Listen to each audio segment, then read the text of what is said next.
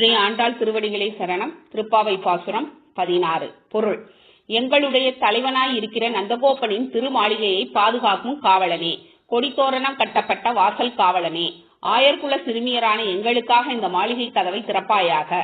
மாய செயல்களை செய்பவனும் கரிய நிறத்தவனுமான கண்ணன் எங்களுக்கு ஒளி எழுப்பும் பறை சிறு முரசு தருவதாக நேற்றே சொல்லியிருக்கிறார்.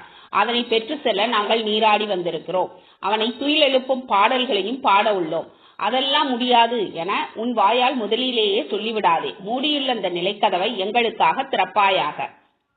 விளக்கம்: ஒருவர் ஒரு செயலை செய்ய போவதாக தெரிந்த ஒருவரிடம் சொல்கிறார். ஒருவேளை அது அவருக்கு பிடிக்காமல் இருந்தாலும் கூட ஆரம்பத்திலேயே இதை செய்யாதே, நீ செய்ய போவது உருப்படவா போகுது போன்ற அவசகுணமான வார்த்தைகளை பேசிவிடக் கூடாது. அப்படியா என்று ஆரம்பித்து செய்ய போகும் பணியை பற்றி முழுமையாக தெரிந்து கொண்டு அதன் பின் இப்படி செய்தால் நன்றாக இருக்குமே என்று சாந்தமாக அறிவுரை சொல்லலாம். சொற்கள் மனித வாழ்வில் மிக முக்கியமானவை என்று ஆண்டாள் இப்பாடல் மூலம் நமக்கு அறிவுறுத்துகிறார்.